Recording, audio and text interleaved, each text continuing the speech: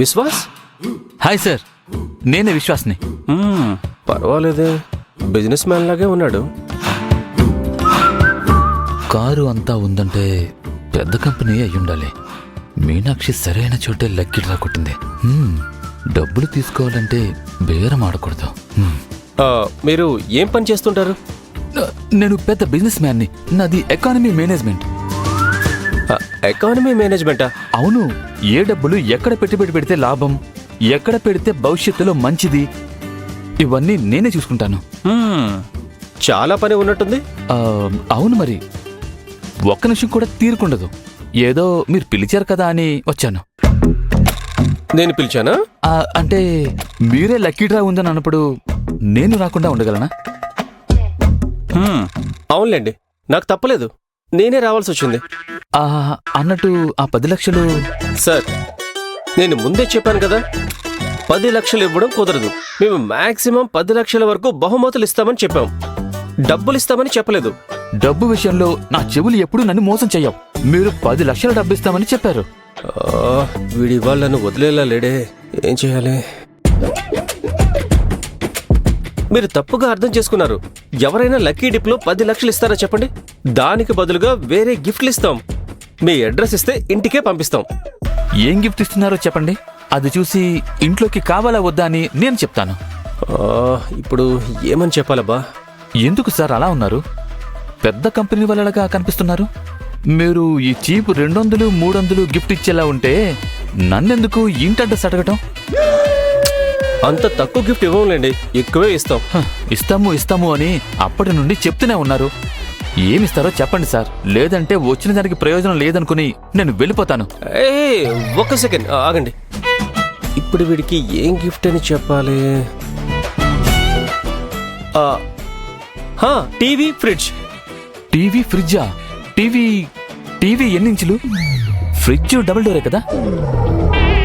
అదంతా కంపెనీ ఇచ్చేది సార్, ఎలా ఉంటుందో నాకు తెలియదు కదా.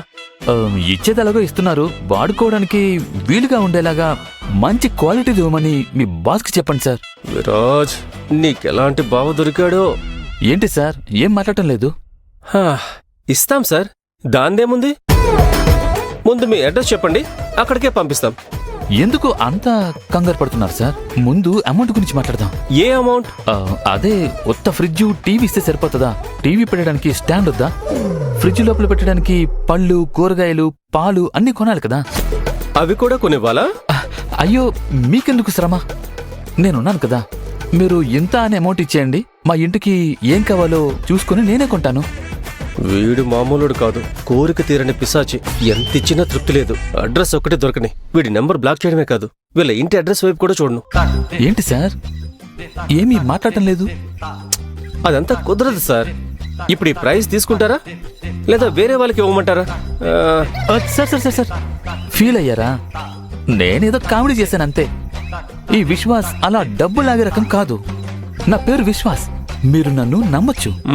అలా రండి దారికి. ఇప్పుడు గిఫ్ట్లు డెలివరీ చేయడానికి అడ్రస్ ఇస్తారా లేదా? అయ్యో, దానికేముంది సార్, రాసుకోండి. నేను చెప్పానుగా, నా పేరే. తెలుసు బాబు, తెలుసు.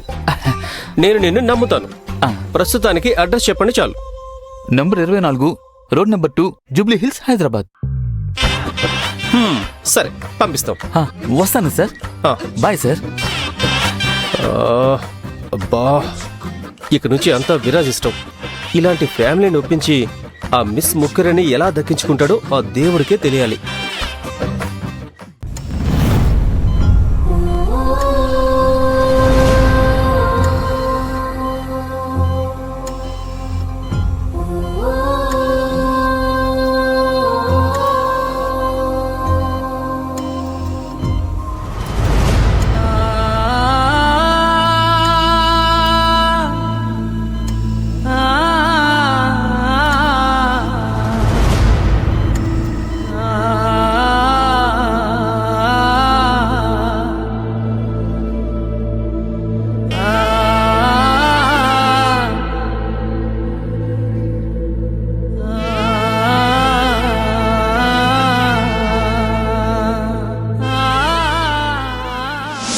నాగు, నాగు.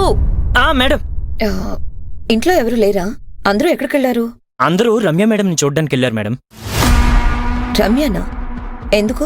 అది ఆవిడేదో నిద్ర మాత్రలు వేసుకున్నారంట. ఛ! ఈ అమ్మ చేసే పనులు 1, 2 కాదు. నిదానంగా కూర్చొని మాట్లాడి ఈ పెళ్లి నిశ్చయం చేసే బదులు సర్ప్రైజ్ అని ఇద్దరి జీవితాలు పాడు చేశారు. దాని ఎఫెక్టే ఇది. అమ్మ చేసిన ఈ పని వల్ల రమ్యకేం జరగకుండా ఉంటే చాలు.